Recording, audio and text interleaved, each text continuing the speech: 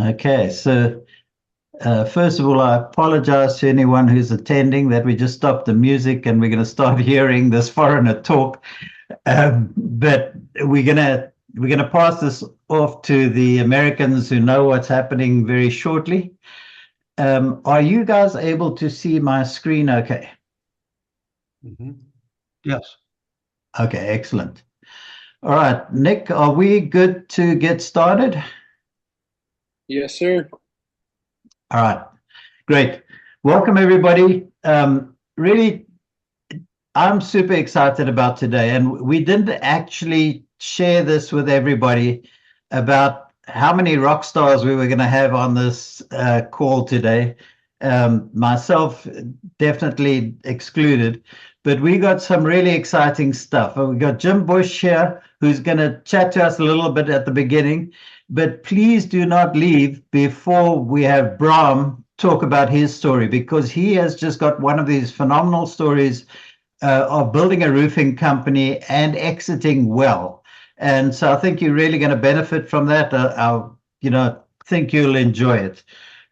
So we're going to discuss a little bit this business, trying to build your business into 8 figures with high margin revenue, with ongoing revenue.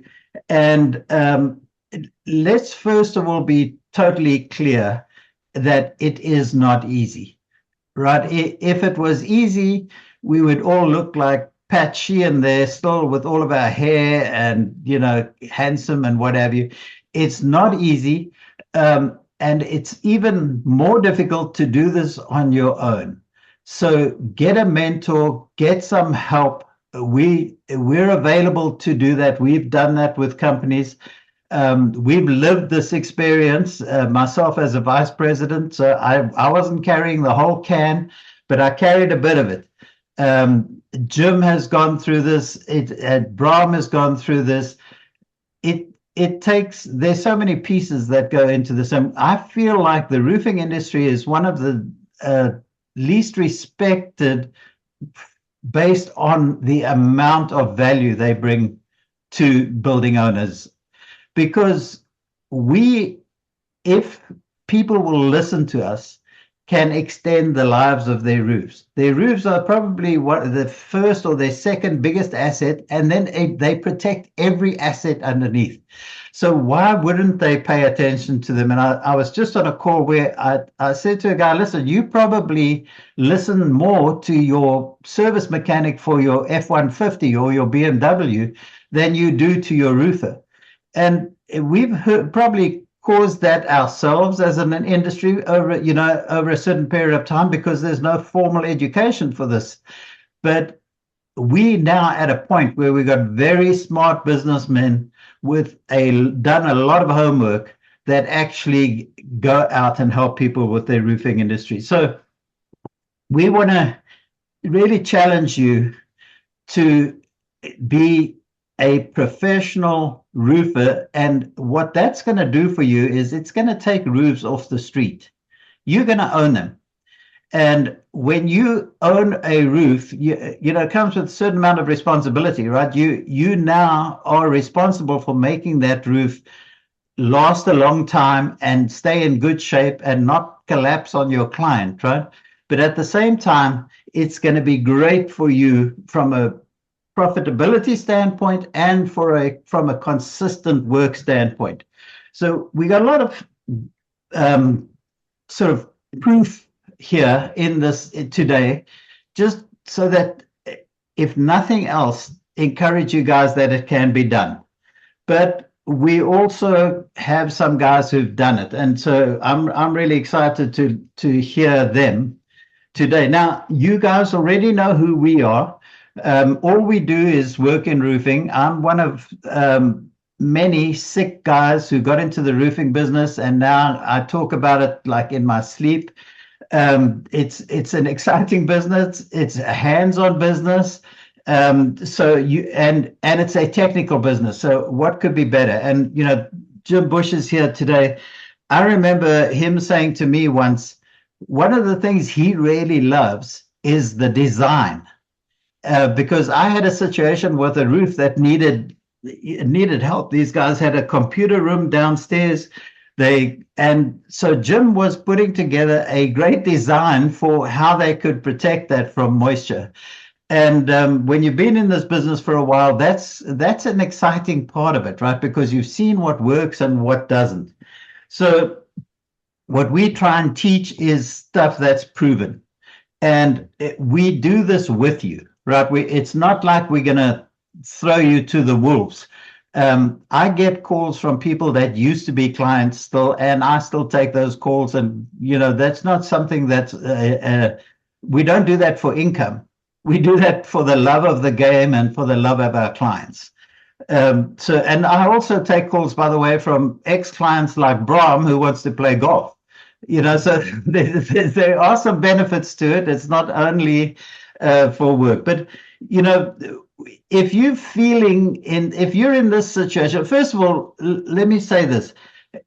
I wanted to talk about how hard it is, because I'm looking for people who are serious about doing this right. It's no fun, even as a roofer who competes with other roofers, when those roofers do not do it right. I was in the South Florida market, and we would get a hurricane coming through, and then we would have 300 other roofers in town, and we would basically have to stick around while they all went out of business, because they didn't understand the market. They were there chasing a storm. They weren't going to do it right, but they came in with ridiculous pricing. Sometimes that's a real challenge. But if we're doing it right and we're doing it well, we're talking about a business that brings so much value to the building industry in general. The other thing that you guys probably run into, well, we got a note here about owners as the bottleneck. If it's all up to you, it's going to kill you, right? And so there are a couple of things. The one is you've got to train. Jim Bush has a training center in his company. This is a roofing company. There are other things in there that I won't even mention, like a bar upstairs or anything like that. And I won't talk about that. But he's got a training company. That's what we're gonna. And not only do you need to have a training company, but you need to trust the people you train, right? You're handing responsibilities to these guys, and then you can love them through their mistakes. So you don't want to be doing this on your own. You need recurring revenue. We don't want to just chase storms. We don't want to reinvent the wheel after every re-roof we do. And by the way, if that's all you do, if you're only doing re-roofing, every re-roof should have an ongoing maintenance agreement attached to it. So you can actually just build your service business by default by doing re-roofs. But there are so many roofers out there that aren't doing that. You can go get their roofs that they put on and put maintenance agreements on them. So, but maintenance agreements are recurring revenue. Repairs become recurring revenue, because if you take that roof off the street, who they're going to call? So that's what we're pushing for. We don't want sales inconsistency. And the other thing we don't want is overhead that we can't afford to have. Because what happens to us is we make that investment in a service truck and 2 techs, and then we got a second service truck and 2 techs. And now if we don't have business, we're paying 2 truck payments if we didn't buy them cash, and we're paying 4 guys to sweep the warehouse. So what a maintenance agreement is going to do is give you a cushion that will allow you to keep those guys busy even in the slow times. And we don't have a solution for Grand Rapids, Michigan, where, for some reason they choose to live in the snow. But Jim has to go through that every year, and, still manage the business, people employed. That's a challenge. But certainly in our markets, Bram's and mine, we were able to build this maintenance group of contracts that allowed us to keep our guys busy. And then one just last thing before we move on is leaving service opportunities on the table. So let me start with this. If I get the opportunity to get on somebody's roof, consider it a privilege. And what I'm going to do on that roof is I'm going to inspect the entire thing, because I feel like that's my responsibility as a professional.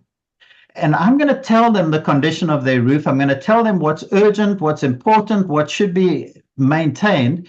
But I don't expect them to pay and buy for everything immediately. Some people will.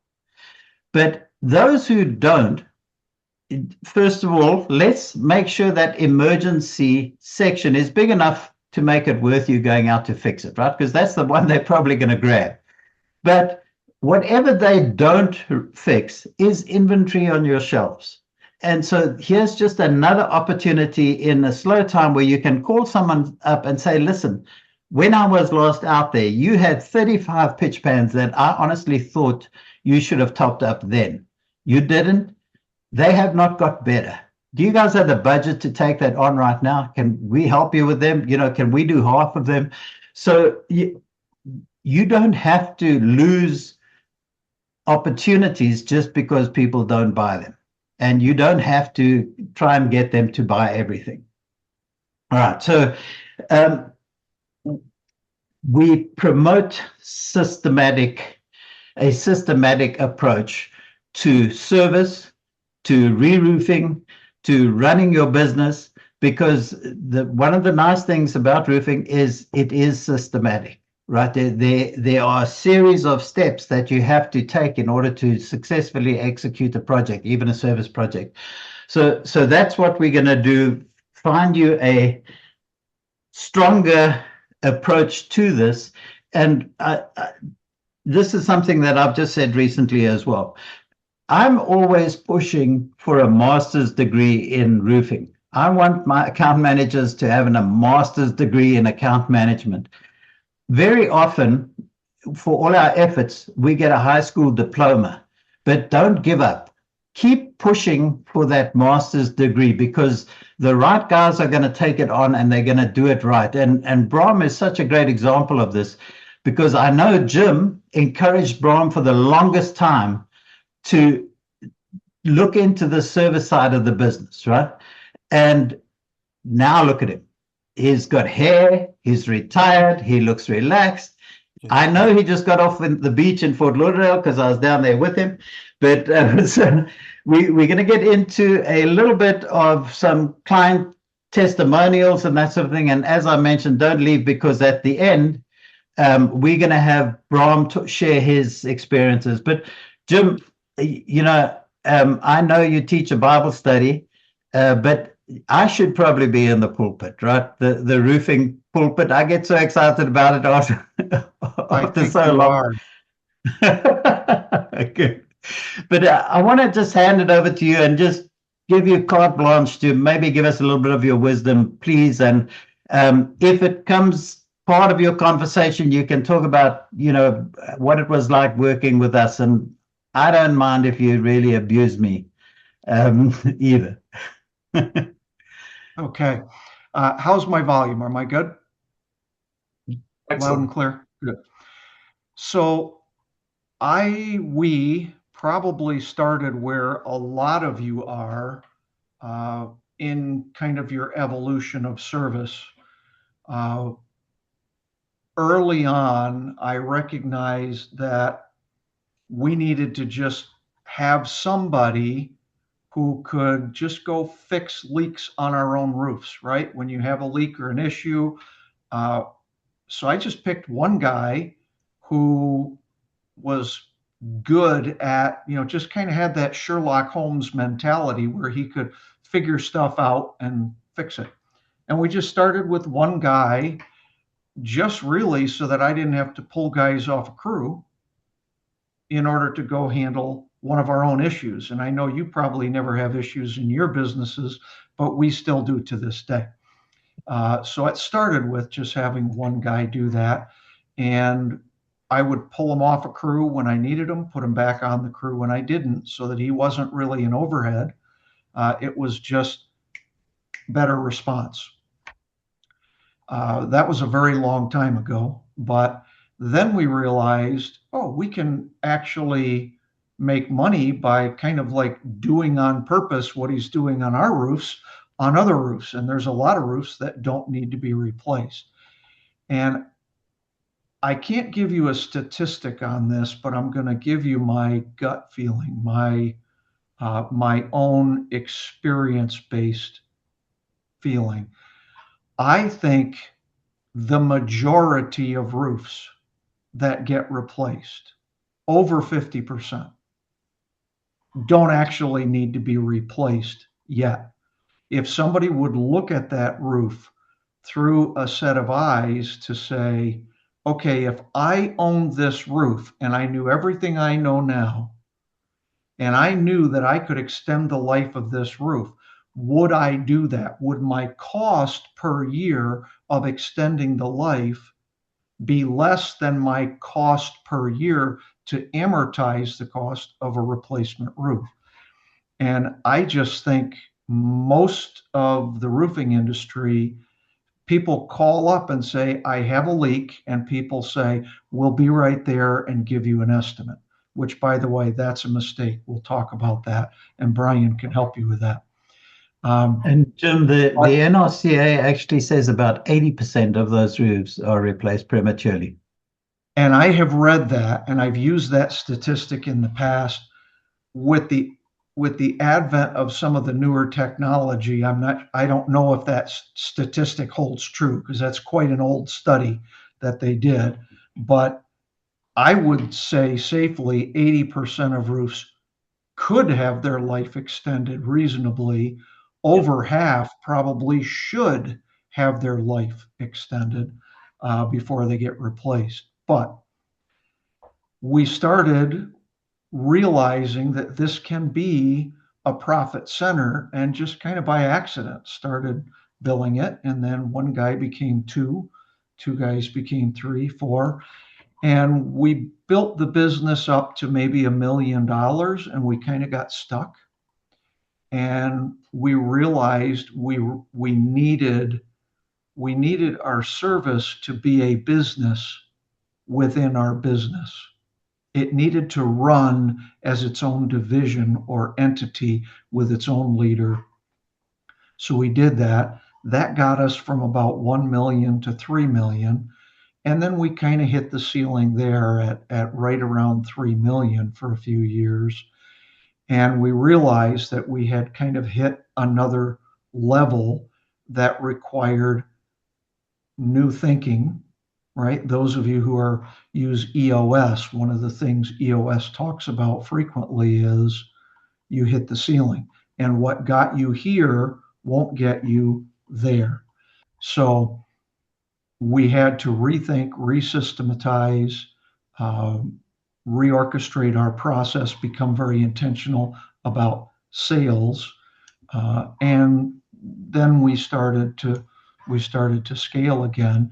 And that's about the time that I found Bryan and his team, and his work really helped bring everything into focus for us in terms of an operating, scalable business service model. And so now I think our budget for service this year is about 12 million. And we have about 1,000 just inspection customers that we do every year. And we've got a base of about 4,500 that we kind of work with on a regular basis to service and maintain their roofs.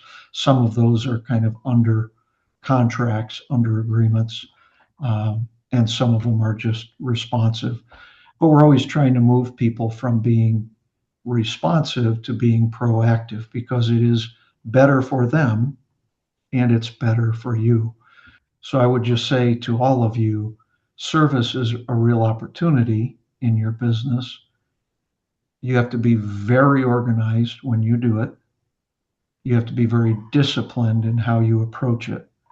And getting something like Bryan is offering here will will take what I took maybe 20 years to kind of pick my way through and figure out, and condense that down to where you can probably learn it in a year and be actually implementing it, and you'll have somebody alongside of you. So I don't say that to coerce anybody, but it's just a fact that coaches teach you and help you play better. And success leaves clues, right? What one man can do, another man can do.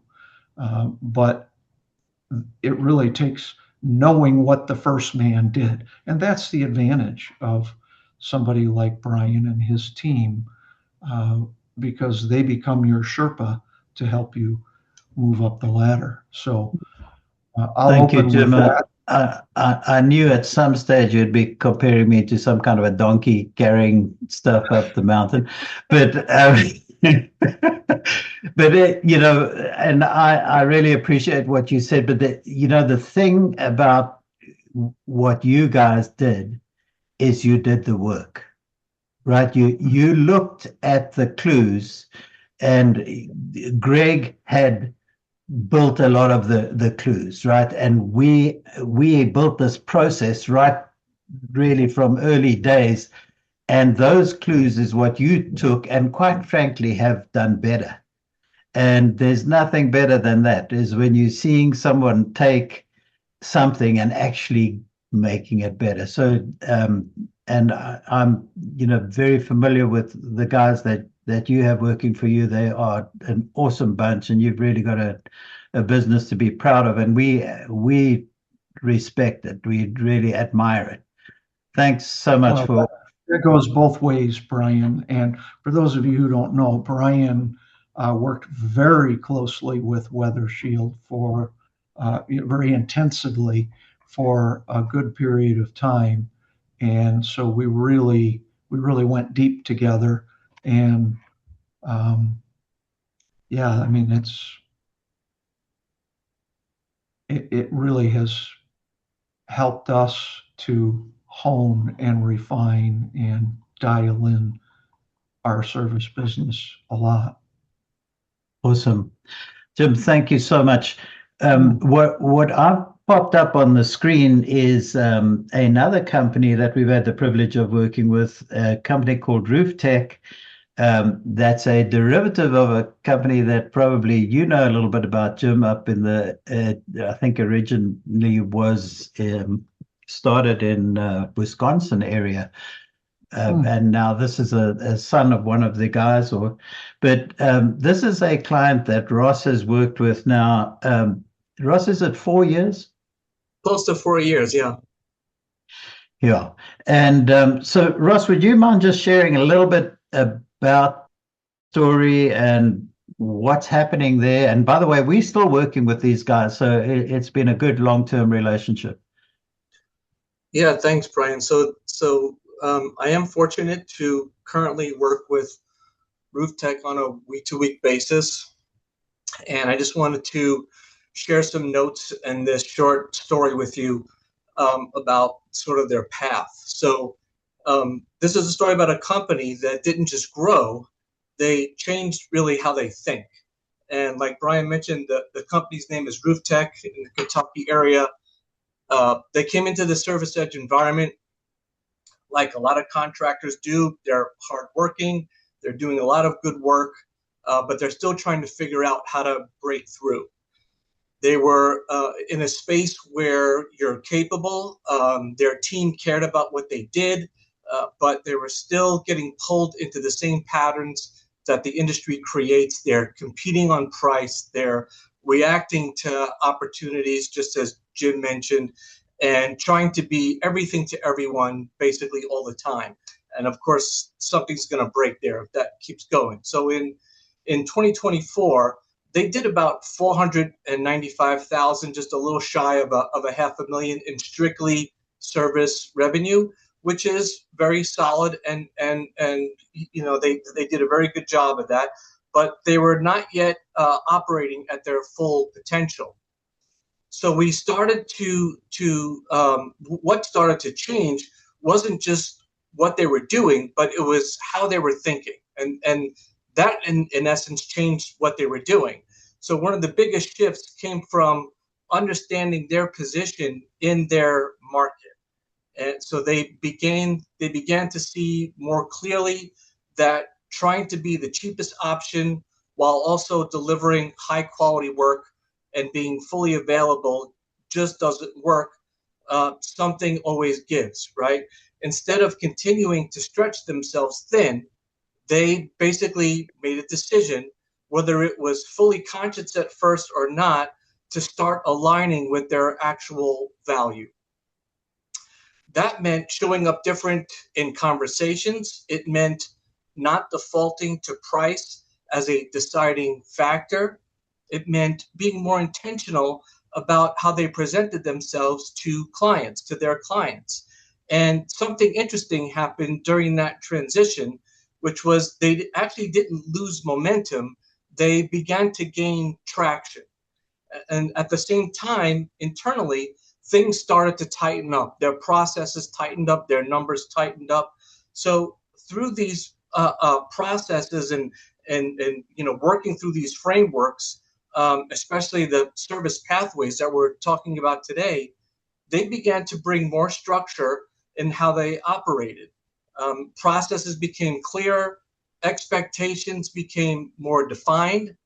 The team had a better understanding of what good and what great looked like. So instead of relying on effort and hustle to carry the business, they started building something much more repeatable, something more scalable, and most importantly, something more professional, which led to more profitable. So by the time 2025 closed, so again, 2024, they did 495,000. When 2025 closed, RoofTech had grown their service division to 1.3 million. And I was someone who was looking at these numbers weekly with them for the entire year. Now that kind of growth has a multiple of factors. It's not just one thing. It's important to say that clearly. But it stands out in this story isn't just the number. It's how they got there, right? They didn't reinvent the entire business overnight.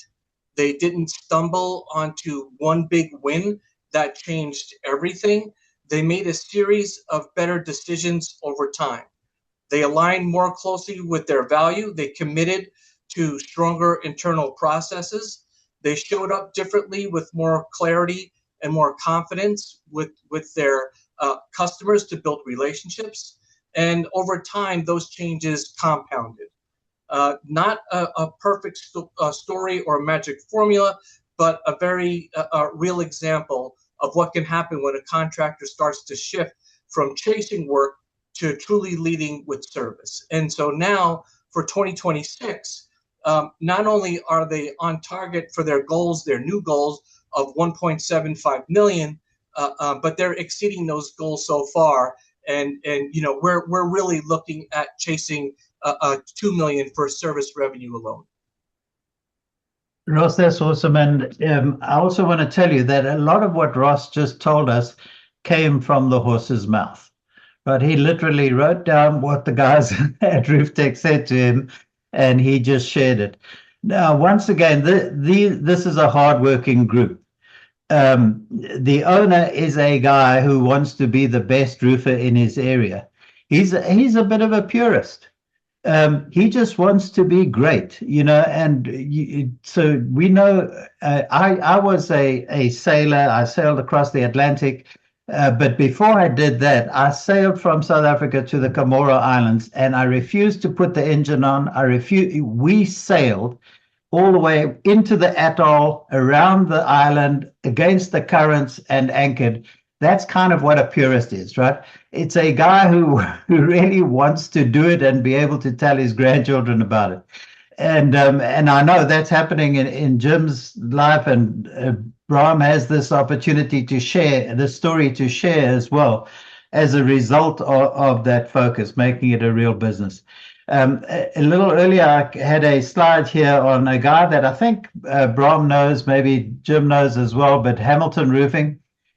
These guys are in New Mexico, and I just want to point out something that a lot of people don't realize that we help people with, and that's the production rates that they should expect from their crews. What happened with Hamilton is they had one truck and a couple of crews, and they were doing work very slowly. And when he saw my production rates, he's like, hang on a minute, are you crazy? You know, my guys can't do that. Well, their next crew were beating my rates. So some of that, and I love the way Jim put it, is that success leaves clues. One of the clues is understanding production.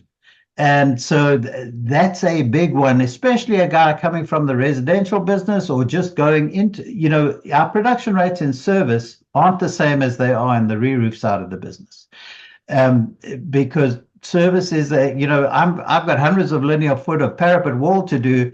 I'm going to do it. I'm going to get a little bit of efficiency there. I'm going to have the materials available. I'm not going to have to restart that job every time. Whereas service, I come and do 10 linear foot. It's going to take me longer than it take me to do 10 on a re-roof. So that production side is a real interesting part of this. We got another little story here about a company called Brown's Roofing. Again, somebody that, you know, this is a small industry, and we help each other. Brown's Roofing in Louisiana. Russ, would you like to talk about this? Yeah, I don't have the same story written out, but we've got a few slides here that you guys can run through, and I can just kind of briefly give you a high level. So, you know, Brown's Roofing really started at 100% residential, and they really had no education, certainly no formal education, and no real understanding of how commercial worked, let alone service, let alone a specific model for how to run a service division. And so they had listened to and met Bryan and myself at an event, and they learned a little bit, became interested, and so they began to work with us because they didn't want to be stuck with just residential storm work, that they didn't want to have that to rely on as their entire business. So they're different in roof tech in that you know, in their market, if you listen to the actual testimonial from the owner of Brown's Roofing, he basically said there's no one here who's providing any type of actual professional service as far as communications and talking to people and showing up on time and doing all those little things that sometimes this industry might be missing. And just from those basics of customer service and good communications, they exploded very quickly. And they actually had a problem of too much growth too fast. And so we had to work with them in a very different way and really focus on specific processes just to help them keep going without having to shut down because of, you know, they just couldn't handle everything that was coming in, essentially. So, you know, we're still working with them today. They are growing like gangbusters. They have a better foundation. They have a better process to make process and train on it and get people prepared to handle the work. And now they're growing and scaling at a much better pace. Something Bryan alluded to a little earlier is, you know, once you get that down, like once you get, you know, 2 trucks down, you know, you just start to name the amount of trucks you want to do because you can start to replicate what you've built there. You have a lot of the processes in place. At this point, it's process improvement and scaling, and that's where they are now. It's pretty impressive what they've done. They get all the credit for all the work for sure, and you know, they are just outstanding now in commercial in their area. And I heard them talk about doing 6 million this year on the commercial side of the business. So that's a really nice start, and that's really going to set them their grandchildren up for a nice legacy business, right? So, but again, great guys. But here's another group of guys where we can very comfortably say are passionate about what they do. They work as a team, and they have accepted the fact that you need a process because we're human beings, right? I often talk about the Israelites. You know, they are going through the desert, and during the night, God puts a pillar of fire in front of them so they know where they're going. And during the day, he puts a pillar of smoke in front of them where they know where they're going. You would think if that was happening in your life, you would say, oh, yeah, there's a God. But every like 30 days, those Israelites forgot there was a God, right? And that's kind of it's quite similar in business, right? It's not because people are bad people. It's because as human beings, we have to be reminded very regularly of how we do things. And so a lot of our quarterly meetings were revision. You know, I mean, I called it revision. A lot of people were like, oh, that's the first time I've heard that. It's like, oh my gosh. But, you know, you do have to keep that up, right? You've got to keep people on that page. So unless any of you guys have something you want to say before we continue, and I'll pause briefly in case anybody wants to jump in with anything. But one more thing, if you don't mind, Brian, I'd like to add about Browns is you know, they're in their early stages of this. It's been a couple of years now that they are sort of diving into commercial. They're already at 50-50, meaning percentage of commercial compared in revenue compared to residential, and Wow. They were not expecting that. They were hoping for getting some type of understanding in commercial in order to sort of fund the residential side of the business. And now that's completely flipped. Like their goals for residential compared to commercial is 80-20 for the entire revenue of the company on the commercial side, and it'll be the residential just supplementing and assisting some of that revenue for the commercial side.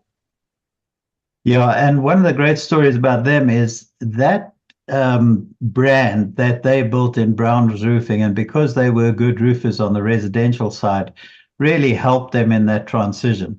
So if you've got a residential company with a good brand, that's actually quite a good leg up as you move into the commercial side of the business. The other thing is look at these margins, right? I mean, now I think it was a great financial guy who once said that gross margin is grossly overrated, right? So I'm not trying to say that gross margin is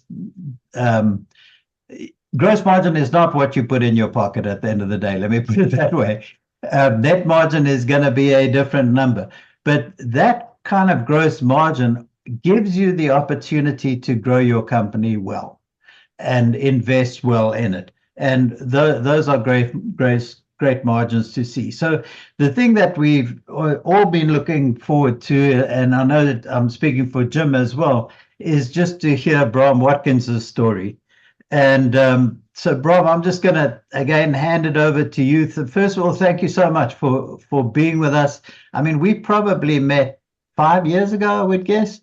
Yes. I was a young man, and but Bram is one of those guys who said, "Hey, Brian, okay, you've got this training, you've got the system.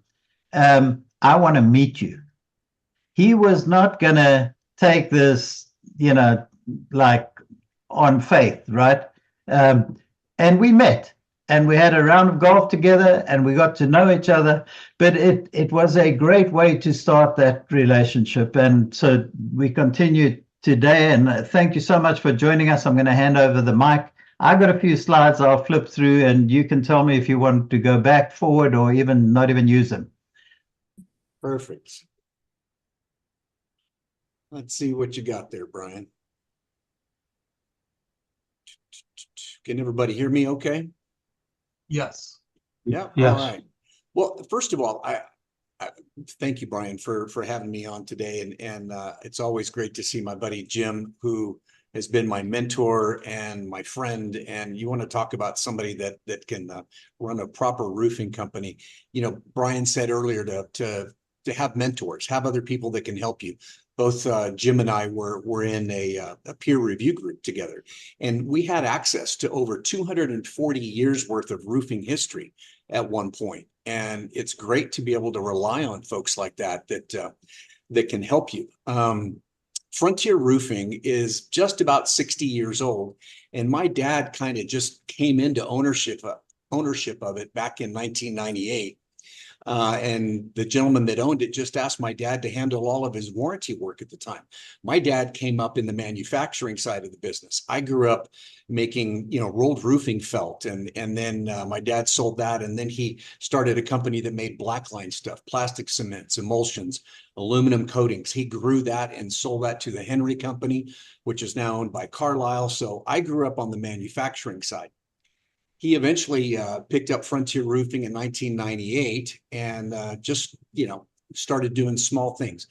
We still only do commercial work. We don't do any residential. It's all flat, no steep slope. But as I'm looking out over the top of my monitor here, I'd like to paint a picture for you. About a half a mile to my right is the country of Mexico. And I look off to the left and I see Texas, because my office is in New Mexico, but by just a couple hundred yards. I tell you that because, one, we're in the High Plains Desert, right by the Rio Grande. Labor is ubiquitous around here, and it's cheap labor, and it's usually not qualified labor. So there's always somebody to do it cheaper. And so that's what I was up against for a long time. And Jim and our friends in our peer review group told me over and over and over again, I'm not the sharpest guy in the room, to please start a service department. And I just figured they didn't get it. And we averaged 9 inches of rain a year in El Paso. And it was just a few years ago, we had 4 inches of rain. And then the next year was 4.5, which caused me to look back over 125 years of history to find out if there had been less than 50% annual rainfall for 3 years in a row. And thank God there wasn't. Last year we had 11.5 inches of rain, which it sounds like a flood, but well, that's crazy. It's extremely dry. But again, another friend of ours that was in this peer review group with Jim and I is in Idaho. They only have 12 inches of precipitation a year, and they were doing over $2 million a year in their service department.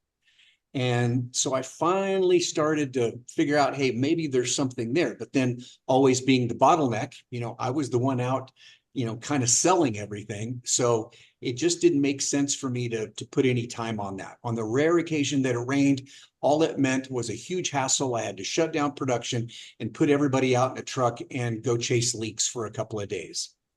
And so it was just never a priority. So that's kind of where things were. My dad, basically, when he took over Frontier Roofing, started off with no revenue, basically, because he was just doing warranty work. And by the time I came to work for him in 2008, right when the markets crashed, I think they had done probably about $500,000 worth of coating revenue the year prior. And I was able to, with things that I had been taught, I saw my dad be a serial entrepreneur his entire life. And that's why I went to school and I tried to do other things. But I tell you, I stand on the shoulders of giants, because if it weren't for men like my dad and folks like that, we wouldn't have a company. They got through the really hard times. But we grew the revenue. I grew it probably to about $4.5–5 million. That's a nice, easy spot, made money, didn't have to reinvent the wheel too much. And that was with really no service revenue. If any, certainly under 75 or 50, it was just incidental. So the guys asked me to continue to look at this stuff, and I just couldn't figure out what I wasn't getting. Well, being the bottleneck of everything, I had to come up with all the systems. I had to do everything, and it was just too much for me to handle. So I finally came across Bryan's system, and it's soup to nuts, everything you need, hold your hand, walk you through everything. So I hired another estimator to take that off my plate. brought in a service manager, and we really focused on this, and probably doubled our revenue to about $200,000. But then over the years, and it went from probably 200 to 400, 600, 800. The last year before I sold the company about 18 months ago, we did $1 million in revenue. So easily took it from 200,000 to $1 million. And what I didn't realize was super important in that is I'm sure anybody that has a roofing company that's listening to this today, I still receive at a minimum 5 contact points a day of, hey, sell your company. It's either an unsolicited phone call, unsolicited text, unsolicited emails, whatever it is. They're, private equity's out there, Wall Street's out there, and they want your company. And I've helped take 2 companies public in my past, 2 large media companies, and it's just didn't sit well with me. It wasn't something that I wanted to do again. But in listening to some of these folks, what we quickly found out is the one thing that they don't want to see on your revenue sheet is new construction. Again, we're only commercial, and it's all flat, and everything that Jim had taught me and we had learned in this group, you want to keep that number limited to about 25% of your gross revenue anyway. So that's what I always did. So, we probably never did more than $1 million worth of new construction. And I knew the contractors, I knew where they lived, I knew I was going to get paid. So in hearing that, anybody that I would have talked to, they said, hey, your numbers really aren't what you think you are. They are, and they're not as valuable as you think it is, and whatever multiple you think you're going to get. So I started thinking about that, and eventually brought on the right type of people to help me grow the business in the proper way. I mean, hiring the right people is critical. Empower them, share your vision, and then hold them accountable. So we went from 4.5, $5 million, we went to $12 million. And that was just in doing a couple of big boxes. And we started traveling to do them. We did them locally, but I had a friend who eventually I ended up selling to. And he said, hey, if you want to look at this, you really need to drop that back. So I literally cut 25% of our revenue out of our mix. And the whole staff thought I was nuts, because even though it's at a much thinner margin that you do everything else on, there's a lot to say of getting your overhead covered for a couple of months here and there. So time and a place for everything. So pulled all that way back, but at the same time, we were ramping up over that same amount of time our service department through the systems that we were taught. From pricing, which was so helpful in seeing how to teach the guys, the techs, to look at that. So we went from, everybody all hands on deck for maybe a week out of the year to 2 guys dedicated to it in a truck. That's all they did. And I could keep them busy for maybe 1 week out of the month. But we grew that. And one of the key things that Jim had taught me as well, never let your techs get off a roof, even if it's all hands on deck and everybody's out chasing leaks. Never let them get off that roof from repairing that day without recommended actions. And I'm sure you've heard that on this webinar in the past before. They've got to stop, take a few minutes, and inspect the rest of the roof, even if it's just a few photos, to get back to you so that you have something else to look at. I mean, I was the dumb one that never considered the service department as a revenue generator or a lead generator. And to my chagrin, because we could have been running a much more profitable company a lot early on. And Jim would give me examples of things like that. He said, God, do you want a $4 million company, maybe at 20 or 25% revenue? Or you could do a $2 million service company at 50+% margin.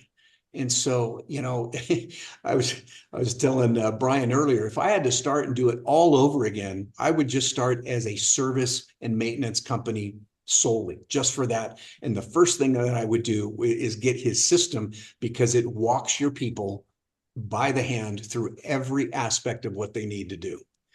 And when I was able to finally make the sale and leave as I wanted to, I guess I should probably tell you all why I wanted to do that, because I'm still a young guy. I sold 2 years ago when I was 60. I remarried about 6 years ago, and my wife lives in Fort Lauderdale, just down the street there from Bryan. And I just decided I wanted to live my life with my wife and not away from her. So that was my motivation. And if you ever saw his wife, you would know exactly why he wants to do that. But besides being a biomedical engineer for Johnson & Johnson, she's a supermodel. So not real hard for me to figure that one out. And so I just, being a man of faith, I just thought to myself, hey, why am I still doing this? But I had hired the right people, and they probably helped me at least for 18 months before I had decided that I thought I was going to sell, which that whole process took about a year anyway. So I had great people in place. And if you want to know how good they are, just go on vacation for more than 2 weeks. And if you come back and everything's fine, then you know you've got the right people. But I really wish I would have looked at the service and maintenance options earlier on, and coulda, woulda, shoulda. Again, I was completely responsible for only some of the success we had, but I was 100% responsible for all of our failures and misgivings. And that was all on me. So I had to look at that guy in the mirror all the time. But I just off the top of my head, I can remember probably 5 years ago, Jim telling me a story. He said, Bram, you really ought to think about going after more of that service work now that you know how to do it, and try to stop doing the elephant killing, going out and finding that big production job. And I just thought he was nuts. And then he said to me, think about this example. Say you're going to re-roof this big job for a client for, just call it $100,000 for easy math. Say you're going to do a TPO overlay or something like that.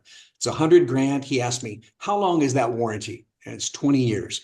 So that means the value of that roof is about $5,000 per year for 20 years for that $100,000. He said, what I figured out how to do is go to that owner and inspect that roof and say, you know what? I can keep you from having to invest that $100,000, where you can take it and invest it somewhere else. Give me ownership of that roof for the next 3 years. And I'm still going to need $5,000 a year, but you know what? I'm probably going to need 10 the first year to bring it up to where it's not going to leak and it's taken care of for you no matter what. And then the second year, maybe it's $3,000, maybe the third year it's $2,000 or something like that. But it averages out to those $5,000 a year. And that allows that owner to go invest that other 100,000 or even 85 at 5 to 10%. And that's paying for their maintenance. And now you're on that roof every year. You're taking care of it. You can see if you can redo it again for another 3 years if you want, but eventually it'll need to be re-roofed, and it will obviously be yours because you've been up there. But let's go back to the beginning of the story. $100,000. 20 years, that's $1,250 a year, say, profit to your company if you amortized it out over the 20 years. But if you take that 15,000, well, and the first aspect of the story, say you did it at 20 or 25%, that's $1,250 a year. But if you're doing your 15,000 at a 50 or 55% margin, then that's going to be $8,750. Well, 8,750 divided by 3, that's what, 2,750, or it's certainly more than the 1,250 a year. So you're actually making more money by deferring the replacement. And I couldn't get my mind around that until I penciled it out as he told me to do.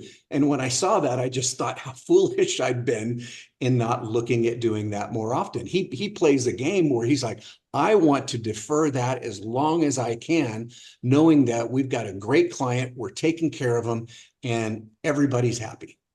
And so those are just, some of the quick lessons that I learned. And then you just learn, I think COVID really taught us that the manufacturers, at least in our case, really started clamping down on their warranties. Anytime you hand that warranty over, I had a guy that I used to work with say the big print giveth and the small print taketh away. Well, the small print, no matter what the manufacturer is, you must have an annual inspection.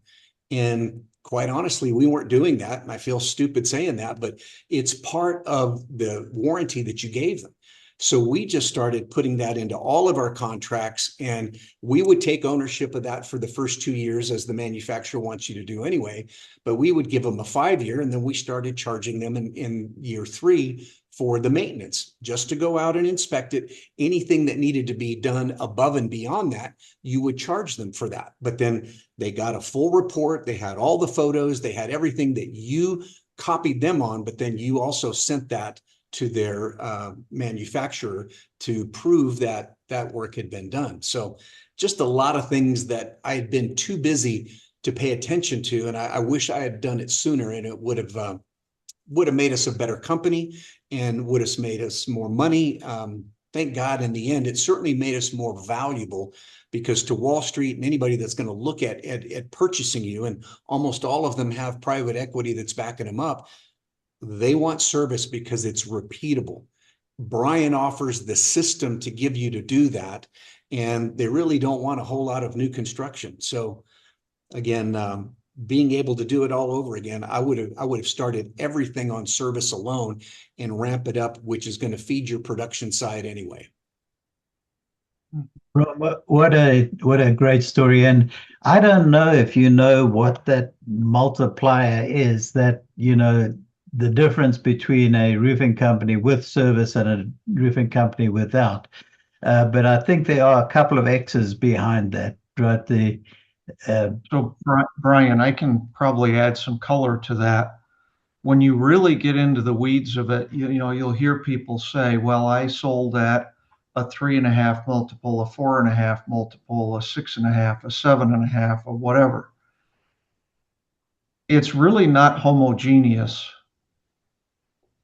These companies that buy companies are very sophisticated, and they do quality of earnings studies, and they break your company down, and they say, okay, you do 20% new construction, that's a 2 multiplier.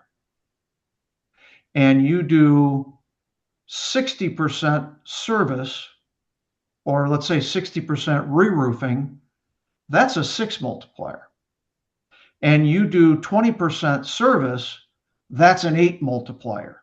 And now you average it out, and that's what gives you your multiplier.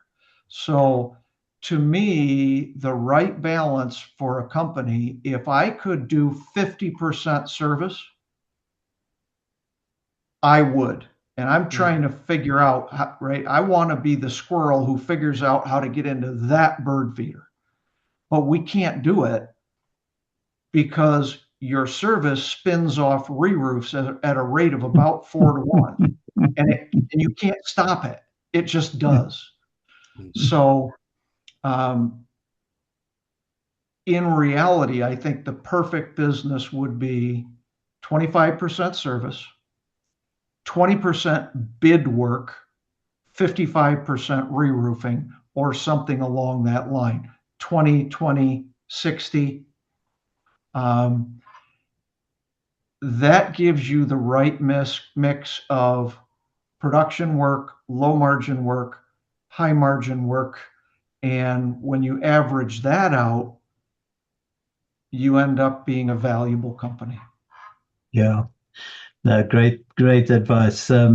Thanks. Another thing that Bram mentioned, and also mentioned your name in this, Jim, was the value of extending the life of that roof. And I was often tempted, and in fact I did do this several times, where I eventually got the owner of the building to sit down with me, and this was very often multiple buildings, but I would ask him, please bring your CPA into this meeting with us. Let's talk about this from a financial standpoint, because it really is so illogical not to maintain your roof. Bram just mentioned the fact that your warranty is out the window anyway.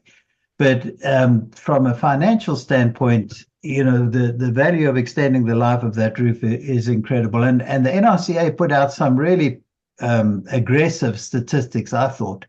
But they're talking about roofs that aren't maintained, lasting only 14 to 18 years, somewhere around there. And we're talking about a 20, 25-year roof system. And then they went on to say a maintained roof, might last 20 or 22, but a roof under a maintenance program, they're talking about 30 to 35 years. Those are aggressive stats. I don't think I would have said it that aggressively, but my gosh, to have that, we have that on a piece of paper, fortunately. But that's what our building owners need to hear.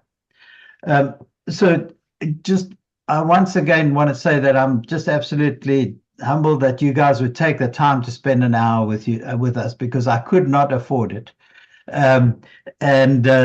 So I just wanted to clear that up. I'm not. I might buy a drink, but why my nickname is Crime, right? Because crime does not pay. And so if we do go for a drink, I'm going to rely on you guys to be pulling your wallets out. No, thanks again so much, guys. Does anybody have any questions? Bram, I had a list of questions for you, and you answered every one of them as you made this presentation. But would anybody else like to ask a question, talk about anything else while we've got these guys on and before they sneak off to their castles? Nick, do we have anything in the notes? Anything we need to address? Let's pull up. So there's a couple of questions, I believe. Just see based on the polls and everything. Biggest mistake that roofing contractors make when they're trying to grow.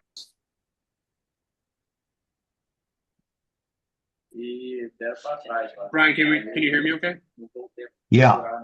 I've got two guys who've got a lot to say about it. Doesn't have to be the biggest, but some of the mistakes. Just thinking that I wish I wouldn't have put off the service and maintenance division for so long. I thought I didn't have the time. And you've got to make the time. I mean, to make it even look worse for me, no one else in our region, not just our city, nobody in our region is offering service.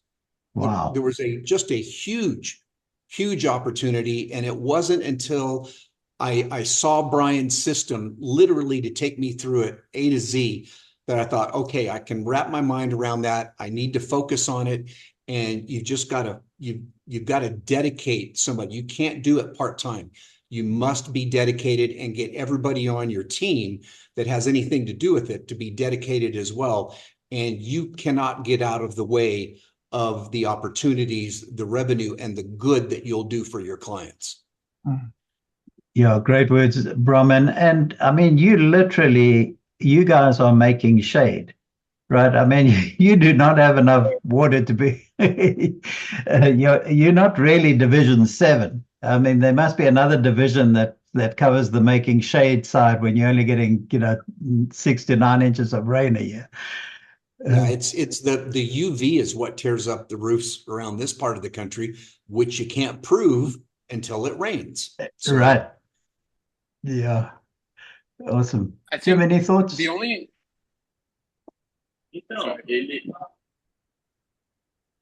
I was going to ask another one, Jim, but I don't know if you wanted to add some color there. No, I think I think Bram is right. From my standpoint, my biggest mistake in service was probably not seeking help. I think for too long, I was stubborn and very independent and just like, I'm a grinder. I'll figure it out, and trial and error. And when I was trying to figure it out, I've been in business. This is 46 years for me. I started when I was 19. And, there wasn't the help available, but I also didn't seek out mentors. The single biggest mistake of my career was being too independent and not seeking out mentors. And if the kinds of packaged programs that are becoming available like this today were available, like, it's an even bigger mistake, because it goes beyond mentoring. Mentoring is like somebody to put your arm around you, give you good advice, maybe hold you accountable, which is super valuable and everybody needs to do. But when you can buy a packaged program that says, listen, we know this works, we've done it, just do what we tell you and it will work, it just shortcuts your path to success. So my single biggest mistake in business is not availing myself. And I've learned from that. And now I connect with guys like Bryan, who I'm always looking for someone who's smarter than me, who knows more than I do, who's further ahead of where we are as a company, because again, success leaves clues. I can look at what they did and maybe I tweak it a little bit, hopefully improve it a little bit, but I get from here to here a lot faster with that help. And like, people, I have no idea, Bryan, what you're charging now today for your program, but I'm just going to tell all of you, it doesn't matter what he's charging. It's stupid, right? Like, the cost is just not even relevant. Just doesn't matter, because the ROI that you'll get if you do it, and if you listen, don't be hearers of the word, be doers of the word. But if you'll do this and do what they tell you, it will work. And the ROI is silly. Now, that's awesome, Jim. And I think that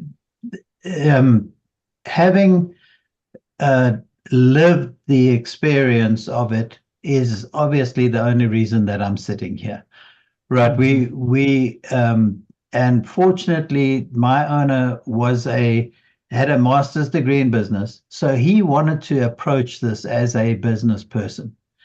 And we had a CPA who was one of the really smart. By the way, we still have to get together with Dale.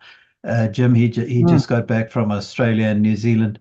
But these were some smart guys. And so the systems that we teach are really foundational information. But I love what Jim said and he sits there having done it better. And that is so cool, because you can start now at this level and actually improve it.